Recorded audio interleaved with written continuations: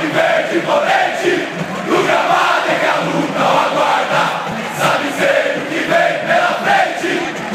Essa questão de mercado que também não tá, ia falar que não tá parada, mas tá mais lenta do que algumas pessoas gostariam. Quero saber sua opinião sobre isso também, Boldak. Porque foi um tema até que a gente abordou aqui nessa semana, até conversando com o pessoal nos bastidores também, sobre essa questão de reposição, porque o Abel, na última coletiva, ele fala do Evangelista como se ele tivesse sido uma reposição prévia, né? E aí fica um pouco confuso ali, mas então o Palmeiras vai atrás, não vai atrás de outra pessoa? É o Evangelista, o substituto do Rios? E aí, logo na sequência, a gente tem a informação de que o Palmeiras vai sim buscar uma reposição, já tem até o preço definido ali, de 14 a 16 milhões para ir atrás, e o superchat do Lucas aborda isso aqui. Ele fala, 2 gols em falhas deles, Vanderlan horrível, estão esperando o quê para trazer um lateral esquerdo? Evangelista sofrível, se esconde, tira a perna nas disputas. Leila Bel, cadê o substituto do Rios? Deossa quer vir, estão esperando o quê? E aí, acho que isso reacende, né, Boldak, uma coisa que foi um incômodo muito grande do chat aqui essa semana, que foi a questão da demora, se você olha para um cenário que você tem que substituir, porque aí você, né, os nossos aqui olharam para o Botafogo, perdeu um, repôs com o Danilo. O Flamengo perdeu o Gerson, já repôs com o Saul. Então, assim, acho que isso no Palmeiras, de fato, não acontece com uma frequência tão grande, né, Boldak? Essa reposição rápida que muitas vezes faz muita falta.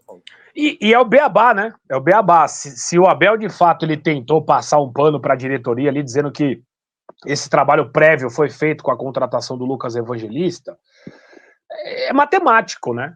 É matemático, porque pensa só, você tem 4 jogadores, vou colocar aqui um exemplo, Rios, Lucas Evangelista, Martínez e Aníbal. Agora você tem 3. Você tem 3. Numericamente você tem um a menos. Ele teria uma sobra se ele tivesse contratado 5 e quer 4. Aí vende o Rios e já fica com 4. Aí você já teria uma reposição. Agora, se você tem 4, você quer ter 4, um saiu, você não tem reposição nenhuma. Você pode ter reposição para aquele momento, mas e esse aí? E o Lucas Evangelista? Quem que vai substituir?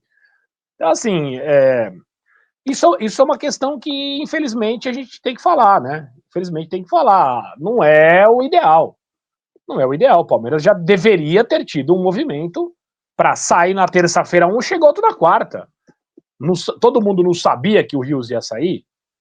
Todo mundo sabia. Segundo o próprio Abel, ele falou, a gente já sabia que o Rios ia sair. Teoricamente, então, desde o meio do ano passado. Desde o meio do ano passado. Então, eu acho, isso me incomoda porque aí, né, vai ter que perder mais tempo até a chegada do jogador, provavelmente um cara gringo, provavelmente demanda tempo e aquela papo todo que a gente já está acostumado, né, infelizmente isso acontece. Agora, falando de peças, eu acho esse cara aí, citado pelo ouvinte e pelo espectador, e outra, concordo, o Vanderlan já deu, cara, o Vanderlan já deu, o Vanderlan não teve o tempo dele de maturação, não é mau jogador, mas acontece que o titular é muito melhor que ele, então você precisa melhorar, você precisa encostar esse nível, que tem um Piquerez e Vanderlan, qualquer outra posição no campo, você tem uma igualdade um pouco maior entre titulares, agora aqui na lateral esquerda é o abismo, então, tudo bem, não é fácil porque você vai contratar um cara para ser reserva do Piquerez.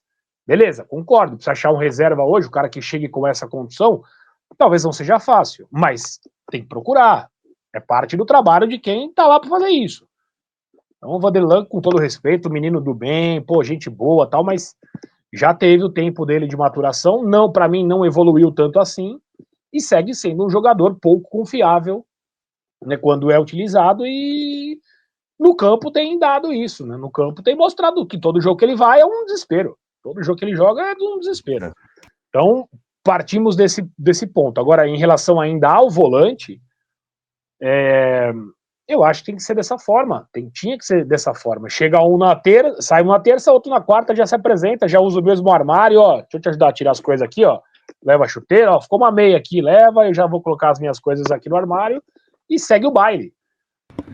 Não sei se é o que vai acontecer, eu acho que vai demorar, eu acho que, né, mas as negociações, elas envolvem muitas cifras e tal, mas tem que contratar. E eu vejo esse Nelson de Ossa como um cara, pelo amor de Deus, ficaria como uma luva.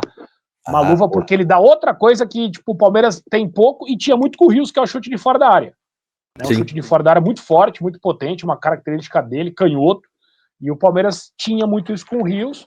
E acho que o De Ossa ainda tem mais qualidade do que o Richard Rios. Eu acho o De Ossa um cara um pouco mais completo. É o famoso cair para cima, viu, Brunão? Se o Palmeiras consegue fazer essa troca, eu acho que o Palmeiras cai para cima.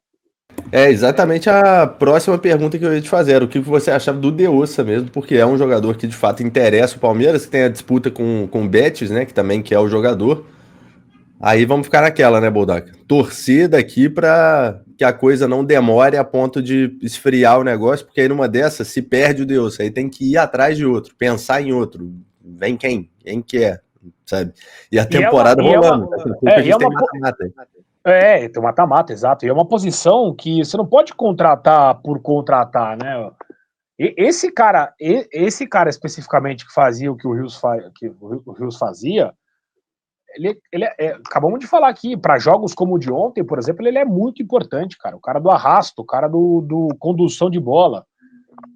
Não é qualquer jogador que vai fazer isso. Então, você vender um cara por 30 milhões, você vai ter que contratar um cara por no mínimo 15, no mínimo isso mesmo, tem que pagar. Tem que fazer a filtragem, isso já deveria ter sido feito, né? Já deveria ter sido feito. Espero que a diretoria já esteja na iminência de anunciar algum nome, né, para poder dar logo o pro Abel. É isso, Boldaca. Vamos ver o que acontece, né? Agradecendo de novo ao Lucas aqui pelo superchat, pô, mandou 20 TLDs pra gente. E aí, Boldaca, assim, mantendo, né, na questão de mercado e num tema que ele falou também. Muita gente ficou doida aí, né, no começo da semana, na verdade, ontem, entre esses 2 dias aí, com a situação chata lá do Galo, né? E o que teve de palmeirense aqui pedindo Arana, falando, pô, esse aí se pede a rescisão lá, pode trazer para cá. Eu acho muito difícil que aconteça, até porque o Galo agora tá entendendo que ou agiliza ou vai perder o elenco e vai cair, né?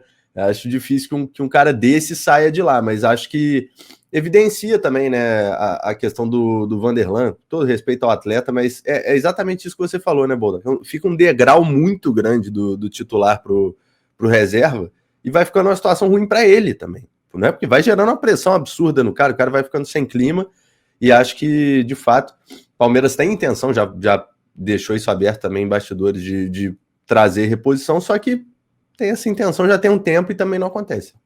Até porque o Arthur, que é o lateral esquerdo, terceiro lateral esquerdo hoje, que é da base, estava no banco ontem, ele é muito bom jogador.